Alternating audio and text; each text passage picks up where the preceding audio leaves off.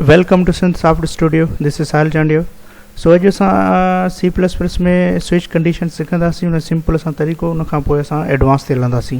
त सभ खां पहिरियां असां स्विच कंडीशन कीअं ठाहींदा आहियूं। स्विच में असां जेको प्रोग्राम जनरेट कंदा आहियूं, स्विच में सभ खां पहिरियां असांखे डेफिनेटली इंटीजर असांखे डिफाइन करिणो पवंदो आहे। त असां छा कंदासीं, इंटीजर डिफाइन कंदासीं। इंटीजर फॉर सपोज़ असां डे था सिलेक्ट कयूं। डे खां पोइ असां छा कंदासीं, स्विच खे डिफाइन कंदासीं। स्विच में जे थ्रू असां छा ॾिसूं, फॉर सपोज़ असां डे था ॾिसूं त डे असां कीअं था ॾिसी सघूं। फॉर सपोज़ असां डे खे डिफाइन करे सघूं था with the help of switch जी मदद सां। त असां स्विच कीअं ॾिसी सघूं था, त स्विच में असां डायरेक्टली वैल्यू असां कीअं इनपुट ॾेई था सघूं। पोइ उन जे लाइ असांखे स्विच जी जेके बि वैल्यू डिफाइन करणी पवंदी उहा असांखे with the help of switch जी मदद सां असां उहा डिफाइन कंदा वेंदासीं। त लेट्स सी असां कीअं था स्विच खे डिफाइन कयूं। हाणे ॾिसो, इंटीजर खे असां हिते डिफाइन करे था अचूं, डे इज़ इक्वल टू 2 आहे।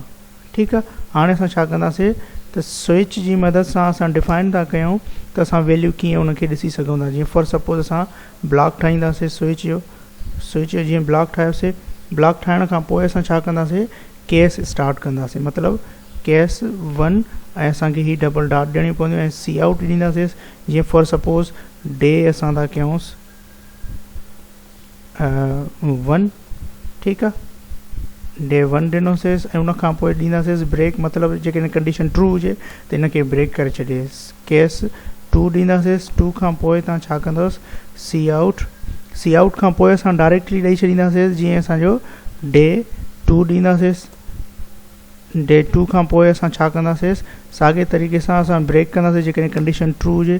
केस असां 3 ॾींदासीं।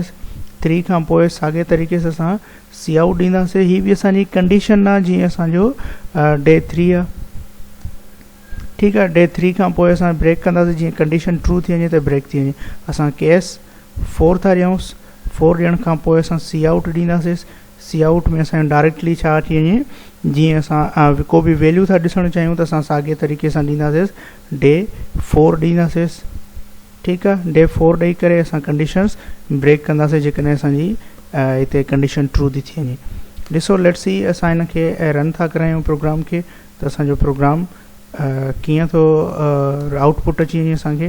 त आउटपुट ॾियण लाइ असां छा कंदासीं, प्रोग्राम खे रन कराईंदासीं। त कंट्रोल F9 प्रेस कंदासीं।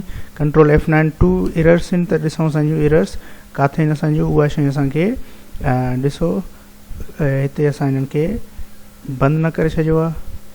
ठीकु आहे। हीअ असां हिनखे बंदि कंदासीं। टर्मिनेशन पॉइंट न ॾिनीसीं, उनजे करे असांजी एरर पई अचे। ॾिसो, डे 2 असांखे ॿुधाए थो डायरेक्टली मथे असां जेको वैल्यू मथे असाइन करे आयासीं उहो डे 2, त असांखे डायरेक्टली त असां डे जेकॾहिं 4 था ॾियूंसि त असांखे वैल्यू ॾेखारे उनजो 4 जे बारे में। ॾिसो 4। अगरि असां था चऊं इनपुट ॾियूं त पोइ इनपुट लाइ असां छा कंदासीं, हिते ॾेई करे असां जस्ट छा कंदासीं, सी इन, ऐं सी इन खां पोइ असां ॾेई छॾींदासीं डे ऐं असां रन कराईंदासीं। जेको बि डे ॾिनोसीं, फॉर सपोज़ असां 1 था ॾियूं, असांखे डे 1 ॾेखारींदो। अगरि असां को बि वैल्यू था ॾियूंसि ॿियो, फॉर सपोज़ असां 4 था ॾियूंसि, तव्हांखे 4 ॾेखारे। ॾिसो डे 4। ठीकु आहे। हीअ असांजो सिंपल। अगरि असां था चऊं रन था करायूं, डे असां 6 था ॾियूंसि, असांखे वैल्यू कुझु बि नथो ॾेखारे। त पोइ हुन जे लाइ छा कंदा आहियूं, असां डिफ़ॉल्ट ॾेई छॾींदा आहियूं असां हिते। ठीकु आहे। असां छा कंदासीं, डिफ़ॉल्ट ॾींदासीं। डिफ़ॉल्ट खां पोइ असांखे सी आउट करे ॾेखारे। सी आउट में ॾेखारे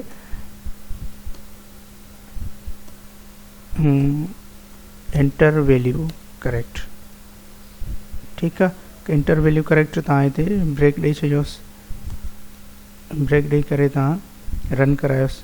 ठीकु आहे। हाणे ॾिसो, असां वैल्यू 7 ॾिनोसीं, तव्हांखे चए थो एंटर वैल्यू करेक्ट।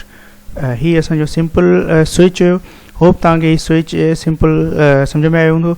अगरि असांजी वीडियो तव्हांखे पसंदि आयो त प्लीज़ शेयर ऐं पंहिंजे दोस्तनि सां शेयर कयो असांजी वीडियोज़ खे। प्लीज़ असांजे चैनल खे सब्सक्राइब कयो। Thank U for watching.